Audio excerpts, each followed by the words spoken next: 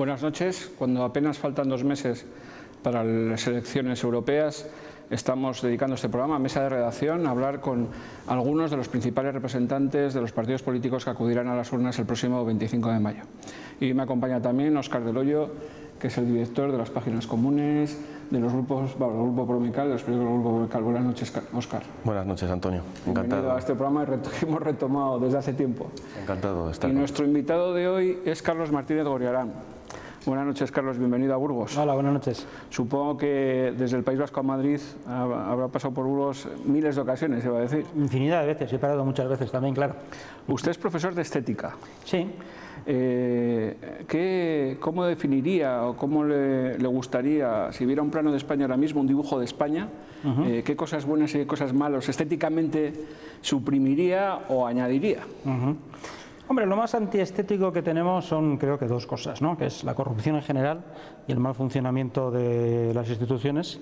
Y en eso España es un país que tiene un problema muy serio, las 2 cosas: despilfarro, corrupción, funcionamiento pésimo de cosas que podían funcionar muy bien, etcétera. Y creo que lo mejor que tenemos como país es que, curiosamente, o quizás no tanto, hay cosas que se hacen francamente bien y que para nada somos el país desastroso y catastrófico que a veces se dibuja, ¿no?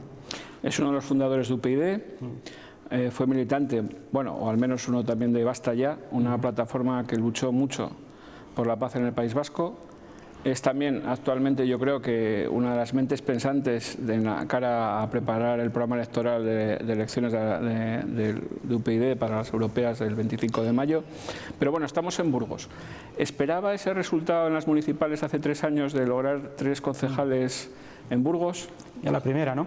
Bueno, pues vamos a ver, fue algo muy agradable, por supuesto, pero tampoco vamos a decir que fuera una sorpresa inesperada, porque sabíamos que en Castilla y León en general y en Burgos en particular también pues teníamos unas expectativas particularmente buenas, porque parece que hay una gran sintonía con muchas de las cosas que defendemos como partido, ¿no?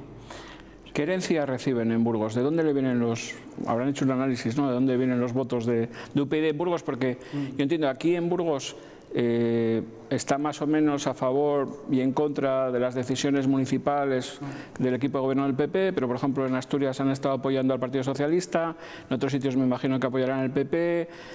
¿Cuál cree que es su base de votos en Castilla y León? Bueno, pues sería un poco, como diría yo, presumido por mi parte, presuntuoso decir que es exactamente dónde vienen nuestros votos en Castilla y León. Cuando decía que había simpatía, es evidente porque hay un precedente histórico interesante, que son los buenos resultados que históricamente han tenido en Castilla y León pues el CDS y otros partidos de eso que se llama el centro, partidos liberales, etcétera. Pero tampoco creo que seamos ni mucho menos unos herederos directos en absoluto, ¿no? Lo que ocurre es que hay mucha gente que está hasta el gorro del bipartidismo, como se suele decir coloquialmente, y creo que eso en Castilla y León se nota con claridad y se vio en esos resultados electorales. También tuvimos uno muy bueno en Ávila y en otras ciudades de Castilla y León, y creo que además va a ir a más. ¿Para las próximas europeas o en las municipales y autonómicas? Lo vamos a ver las europeas primero. Pese a lo raras que son las elecciones europeas, que seguramente va a haber una gran abstención y hay más candidaturas que nunca a las que se atribuye posibilidades de sacar eurodiputados, etcétera. Pero bueno, yo creo que vamos a tener un resultado bueno y creo que Castilla y León va a hacer una colaboración interesante. Siguiendo con el tema de Castilla y León y centrándonos un poquito en el sistema de financiación autonómica, aquí es un asunto que genera debate y discusión. Si nos atendemos al criterio de número de habitantes, Castilla y León pierde, pero si se atiende al criterio de dispersión, la región gana. ¿Qué postura defiende UPyD? Pues proponemos una revisión de arriba abajo del sistema de financiación autonómica, porque nos parece que hace mucho tiempo que es bastante caótico y que además el caos tiende a crecer.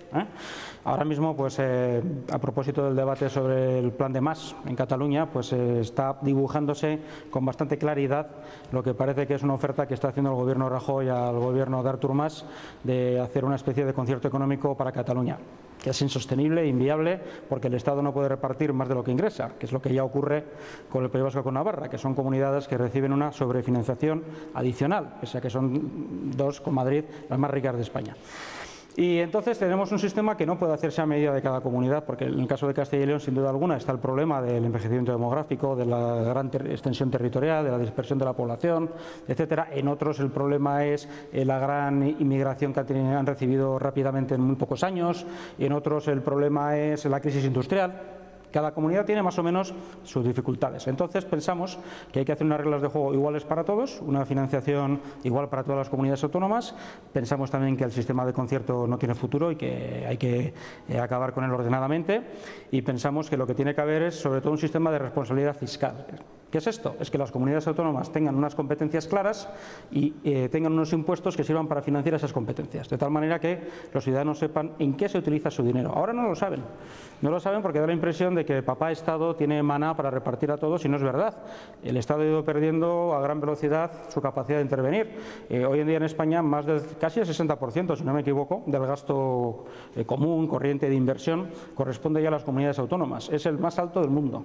No hay ningún Estado federal en el mundo que tenga una descentralización fiscal como la de España, que además es ineficaz. ¿Usted hubiera apostado por céntimos sanitarios si estuviera en el gobierno? ¿El céntimo sanitario? Sí, en la gasolina. El céntimo sanitario fue una de las tropelías del señor Montoro, que creo que es el peor ministro de Hacienda que ha tenido España y que está en el origen de muchísimos problemas. ¿En los últimos 30 años o en los últimos 200 años? Yo he dicho la democracia para ser, vamos a decir, comedidos, ¿no? Él fue el inventor del céntimo sanitario, del déficit de tarifa, de la amnistía fiscal reciente, o sea, de todas cosas desastrosas que al final siempre acabas pagando un precio por creer que la política de Hacienda es la cosmética contable, ¿no?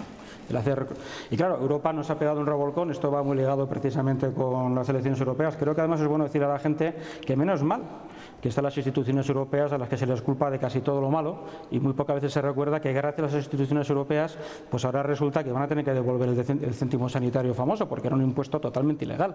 Otra cosa es que sea muy difícil y que en muchos casos no se pueda ni probar documentalmente, pero bueno, las empresas de transporte afectadas, las instituciones pueden reclamar y aparte de, estamos hablando de 8.000 millones de euros creo, que no es ninguna broma, o 18.000, lamento no recordar la cifra exacta. 18.000. Sí, siempre es más. Sí. Pero aparte de eso, es que creemos que ya está bien de esta práctica constante en España de tomar el pelo a la gente, es decir, de inventarte impuestos que son ilegales, decir que son para la sanidad y no lo son. Nosotros tenemos que, yo si fuera gobernante tengo que recaudar para pagar la educación, la sanidad, y yo si fuera UPyD, ¿cómo lo haría?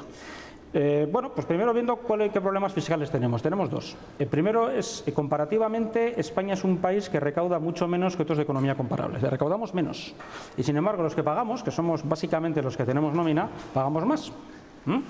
Entonces, lo primero que hay que hacer es ampliar el número de gente con ingresos suficientes que tiene que pagar y que ahora no paga, bien por bonificaciones de empresas, o por 8.000 maneras que hay, digamos, de elusión fiscal, que no es ilegal, pero es elusión, me refugio, yo qué sé, pues si soy inversión en SICAP, si tengo una sociedad, pues mi yate en vez de ser mío estará a mi nombre, es de la sociedad. Hay muchísimas maneras de no pagar impuestos. Los que no pueden evitarlo, pues son los trabajadores por cuenta ajena, algunos autónomos, en fin, determinados sectores, ¿no? Entonces, ese sector que es demasiado pequeño paga mucho más de lo que debería. Y luego está problemas más serios de fraude fiscal y sobre todo uno que nos preocupa más, lo digo el último pero quizás sea el más importante, es que en España se despilfarra muchísimo dinero en mantener un gasto corriente exagerado porque tenemos una administración elefantiásica. Pero ¿metería mano a los funcionarios desde UPyD? Sí, no son los funcionarios en realidad son los que se llevan la fama. Bueno, son los asesores entonces. Son sobre todo administraciones innecesarias y entidades innecesarias. Recordemos una de las propuestas estrellas de Rajoy, que también ha incumplido, era que iba a reducir drásticamente el número de entidades públicas que dependen del Estado. En España ni siquiera sabemos cuántas hay. Nosotros hemos intentado saber cuántas y no hay manera de sumar, porque siempre la suma sale más. Pero debe de haber en torno a 6.000 entes públicos, autonómicos, municipales, del Estado, mancomunidades, todo tipo de cosas. La mayor parte de ellas no hacen falta. Luego tenemos demasiados ayuntamientos que no pueden prestar servicios. Pensamos que hay que fusionarlos, que es lo que han hecho todos los países.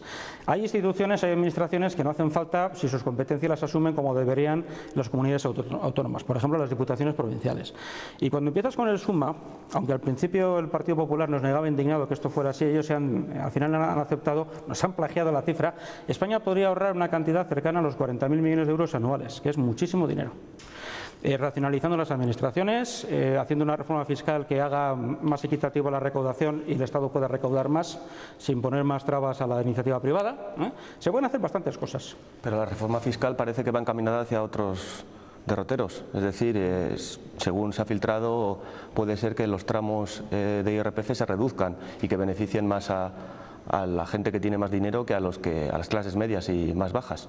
Puede ser, sí, también parece que están a favor de aumentar el IVA. Bueno, es que esto en realidad se hacen comparaciones con otros países europeos que les va mejor que a nosotros, y es verdad que España comparativamente tiene un IVA que está por debajo de la media en muchas cosas, ¿no? O impuestos que están por debajo de la media, por ejemplo el de las gasolinas. Pero lo que pasa es que pagamos más que nadie en factura eléctrica por el desastre del déficit de tarifa y otras cosas, ¿no? Entonces nosotros creemos que hay que hacer un planteamiento global, ¿no? Entonces nos da la impresión de que este informe, que hay cosas que están bien pero otras que no compartimos, se ha hecho sin tocar el fondo del problema. Entonces el fondo del problema es que hay demasiada poca gente que pague cuando podría ser más, que se carga de demasiados impuestos a quienes ya están, vamos a decir, atrapados por Hacienda, mientras otra gente lo puede eludir con gran facilidad, que no se persigue el fraude como es debido y que no se mete, sobre todo mano, no se recorta, que es lo que había que recortar, el gasto administrativo superfluo al que me refería antes, ¿no? Entonces, si ponemos todas esas piezas sobre la mesa, podemos ver qué es lo que hacemos, ¿no? Pero por lo menos España es un país donde hay que tener mucho cuidado, porque el crecimiento de la pobreza ha sido espectacular con la crisis, tremendo, no se puede ignorar esto, entonces tampoco se puede subir el IVA sin más ni más solo porque en Suecia tengan más IVA, ya, pero es que en Suecia no tienen el problema de pobreza que tenemos en España, ¿no? ¿Y qué le parece a UPyD que Europa nos exija una vuelta de tuerca de la reforma laboral y también una moderación salarial, teniendo en cuenta que los sueldos aquí en España son bastante más bajos que en la media europea? Sí, lo que pasa es que esto yo lo relativizaría. Yo creo que Europa, lo único, me refiero en este caso a la Comisión y a las instituciones europeas, el FMI es otra cosa, no es Europa, el Banco Central Europeo es una institución que no hace recomendaciones, solamente marca objetivos, ¿no? Lo que ha dicho es, ustedes tienen un déficit excesivo, entonces ustedes tienen que reducir drásticamente ese déficit por gasto corriente, o sea, lo que gastan las administraciones, y luego ustedes, bueno, pues ustedes verán cómo lo hacen. Entonces, en España se decidió, lo decidió el gobierno de Rajoy, y antes que el de Zapatero, había una gran continuidad en esto, decidió recortar donde era más fácil.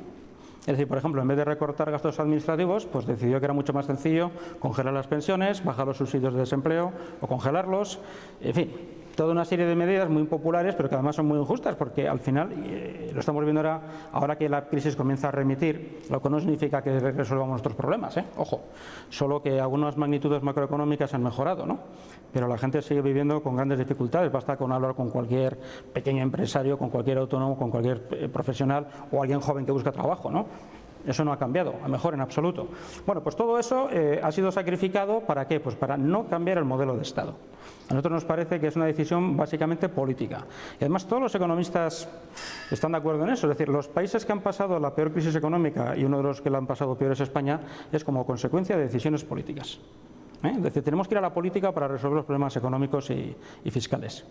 Y luego hay que cambiar muchas cosas en la propia Europa. O sea, necesitamos que haya una unión fiscal europea, para que haya un presupuesto europeo que también, digamos, ayude más a las regiones con más problemas. En el caso de España eso es clarísimo. Es decir, España es que el Estado ya no tiene capacidad para resolver muchos problemas autonómicos. Es que hemos perdido esa capacidad de intervención. Pues tendrá que haber, y tiene que haberla, una política europea como ya existía con los fondos de solidaridad interterritorial y de desarrollo, los fondos FEDER, todo esto. Europa ha dado mucho a España, ¿no? Y yo creo que es bueno recordarlo, sobre todo porque le echa la culpa de todo. UPyD aboga por una reforma de la Constitución. ¿Por dónde pasa y cuáles serían las claves? Sí, nosotros, en primer lugar, quiero dejar algo claro, creo que es importante. Queremos reformar esta Constitución. O sea, no queremos partir de cero, ni poner la pizarra en blanco, y como si aquí no existiera la democracia, eso nos parece una equivocación muy grave. Tenemos un sistema democrático, pero que es muy mejorable. Entonces, pensamos que se pueden mejorar bastantes cosas a través de la Constitución. Y nosotros pensamos que hay tres grandes bloques importantes. Uno es el modelo territorial de Estado.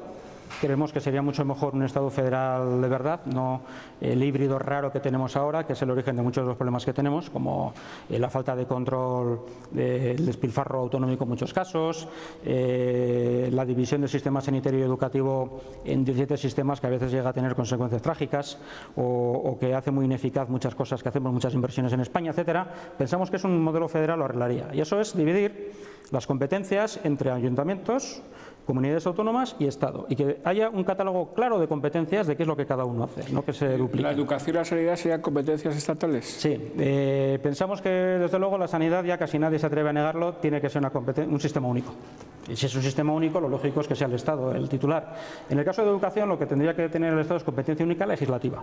La gestión puede estar muy bien organizada descentralizadamente, pero que el marco legal, el currículum, etcétera, la movilidad del profesorado, todo eso sea igual en toda España. Eso nos parece que es bastante claro también. Y luego habría competencias puramente autonómicas y competencias municipales. Esto es fundamental y nos parece que resolvería muchos problemas de los que tenemos. Hay una segunda cuestión muy importante de la reforma constitucional, que es la división de poderes. En España es muy imperfecta. La justicia está intervenida, así de claro.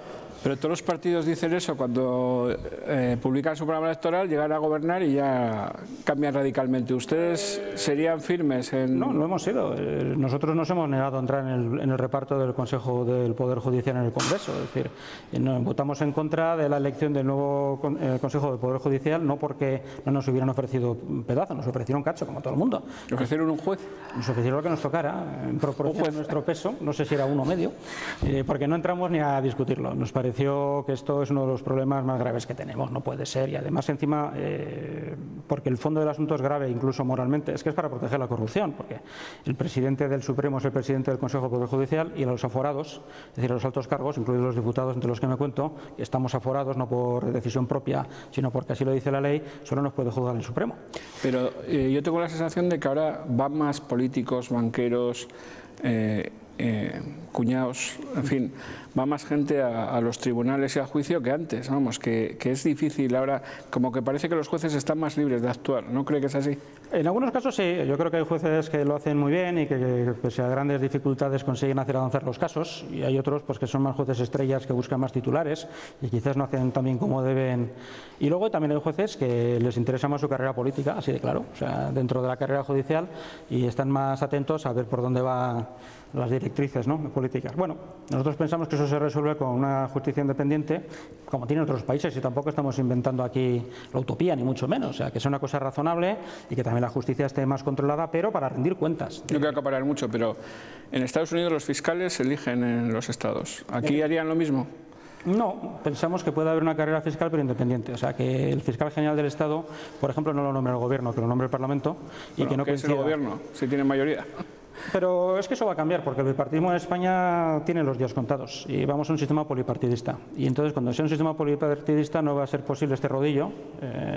Y además también se puede hacer bien lo de nombramientos parlamentarios. Por ejemplo, Alemania es un país que es bastante citado y con razón porque lo hace muy bien. Por ejemplo, en Alemania ocurre algo que aquí nos parece imposible. Cuando al Constitucional llega un caso, establecen la fecha para la sentencia y dicen, en tal fecha habrá sentencia. Entonces todo el mundo sabe a qué atenerse. No locuras como nos pasó aquí con el Estatuto de Cataluña, que estuvo años en el limbo jurídico, ¿no? Entonces se puede hacer sin grandes, como diríamos, reformas extrañas, experimentales, aplicando lo que hemos visto que funciona bien en otros países, adaptándolo a nuestra situación, y bueno, pues en la Fiscalía General del Estado la puede elegir un Parlamento donde no haya rodillo. Entonces, que sea un fiscal que sepa que rinde cuentas ante el Parlamento de lo que hacen, y que no ocurran cosas como que la Fiscalía Anticorrupción muchas veces hace de abogado defensor del imputado, ¿no? Cosa que es realmente llamativa. Volviendo otra vez a las europeas y centrándonos un poquito en que quedan, como ha dicho Antonio antes, menos de 2 meses. A UPyD algunas encuestas ya le dan 5 diputados. ¿Qué esperan? Pues sí, eso sería un resultado extraordinario porque ahora tenemos 1, o sea que multiplicaremos por 5, ¿no? Somos ambiciosos, o sea, esperamos que entre 4 y 6 sería algo bastante normal y creemos que se puede hasta mejorar, ¿no?, obtener un resultado mejor que ese. Uno de los temas más que están cogiendo más relevancia últimamente es el tema de la inmigración en Europa.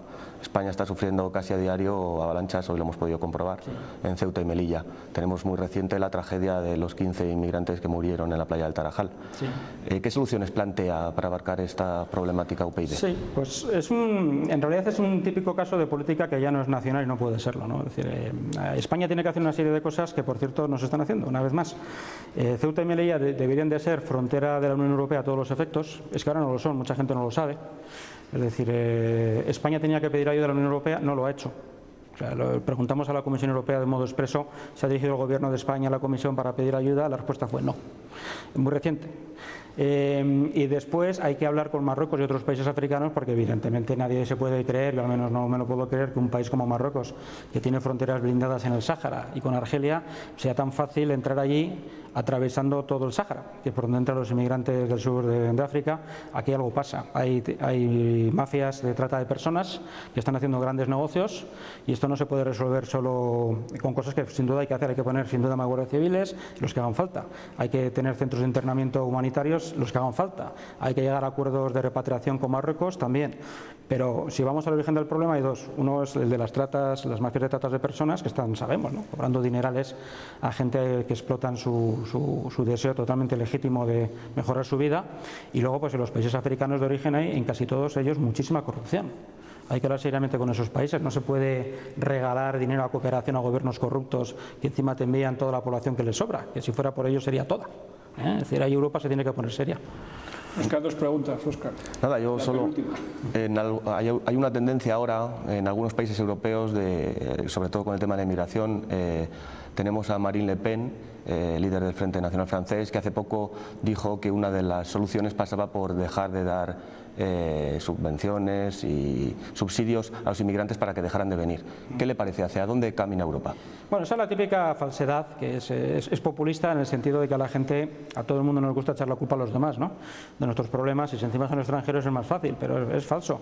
Los inmigrantes aportan mucho a los países donde van. Es gente joven, es gente emprendedora, es gente que está dispuesta a trabajar en cosas que muchas veces los nativos no queremos trabajar, es gente que paga sus impuestos, porque siempre se habla de los irregulares. ¿Y qué pasa con los regulares? España ha perdido bastantes por la crisis, pero se han quedado muchos, varios millones de inmigrantes regulares que pagan sus impuestos, pagan la seguridad social, etcétera, ¿no? Eso es muy bueno para España, que tiene un problema de envejecimiento demográfico, como toda Europa. Lo que propone Marine Le Pen y estos nacionalistas es pan para hoy y hambre para mañana, con ese egoísmo, además en el fondo completamente absurdo, porque nos gusta o no, tenemos que darnos cuenta todos y acostumbrarnos. Vivimos en un mundo global. Lo que pase en China nos afecta, lo que pase en Argentina nos afecta, y lo que pase en el país de al lado, si es europeo, ya no es ni el extranjero, nos afecta mucho más. Tenemos que entender y cambiar el chip, y esa idea de poner muros y barreras es un fracaso, no va a servir para nada. Bueno, lo que pasa que si los índices de paro están como están en Europa, es difícil asumir, no digo ya inmigrantes, como es el caso de Francia, sino europeos, como es el caso de Alemania, ¿no?, que dice que si no hay trabajo no los admite. Pero es lo mismo, es también egoísmo nacionalista que vende bien en las elecciones, porque es fácil. Pero en el fondo es muy ciego, porque España ahí también hace una política, creo que bastante poco proactiva. Si nosotros estuvimos en el gobierno, esto cambiaría, porque les recomendaríamos a los nórdicos que hay más de 500.000 de personas jubiladas que viven en España, a los cuales les atiende la Seguridad Social Española, y les atiende muy bien, y que cuando viene un señor, un británico, una familia alemana o suecos, y se compran una casita en el Mediterráneo, cuando tienen un problema de salud, y tienen muchos porque es gente mayor, no se van a su país, les atendemos en España, y son un paquete de gasto muy importante. Entonces lo mínimo que habría que decir, oiga, yo atiendo a sus jubilados y con mucho gusto, usted atienda a los jóvenes que van a buscar trabajo y que, por cierto, tienen un gasto de salud ridículo en general. Pueden tener un accidente o pequeñas cosas, pero desde luego no hace falta que les pongan ni una prótesis de cadera ni un tratamiento contra el cáncer. Y esto hay que decirlo, porque no se cuenta. Es decir, Europa está mucho más integrada de lo que algunos quieren hacer creer. Pues se nos ha pasado el tiempo, a mí muy rápido. Seguro que tendremos ocasión de volver a hablar con usted de aquí a las elecciones generales, pero eso es otro cantar. Cuando ustedes quieran. Me queda una respuesta. ¿En ese cambio de la Constitución mantendrían la monarquía? Nosotros no somos partidarios de cambiar de jefatura de Estado. Es decir, ahora también sabemos y entendemos que hay un debate, porque ha habido problemas con la pérdida de legitimidad de la monarquía. Somos un partido que nos gusta hablar con claridad, y esto es así. Y entonces entendemos que haya gente que proponga un debate. Ahora, nosotros en ese debate no vamos a defender infantilismos de creer que hay que volver a la Segunda República, como dicen algunos, porque eso es una idea absurda, la miremos por donde la miremos, o de creer que la República es la panacea. Hay monarquías que son ejemplos de democracia avanzada, como Suecia, Dinamarca, etcétera, a los que nos gustaría mucho parecernos, ¿no? Y hay repúblicas, pues francamente, muy deplorables, ¿no? Entonces, no creemos que sea república, monarquía lo que solucione los problemas de España, pero desde luego no se puede poner puertas al campo, y si hay un debate social, pues tiene que haberlo. Pues muchas gracias, Carlos Martínez Gorriarán. Mucha suerte en estos 2 meses que le quedan recorriendo España, y también suerte en las elecciones. Pues muchas gracias a ustedes. Y gracias, Óscar, por estar esta noche, y volveremos la semana que viene. Gracias, Antonio. Y hasta la semana que viene, Mesa Redacción volverá con otro nuevo invitado de cara a las próximas elecciones europeas.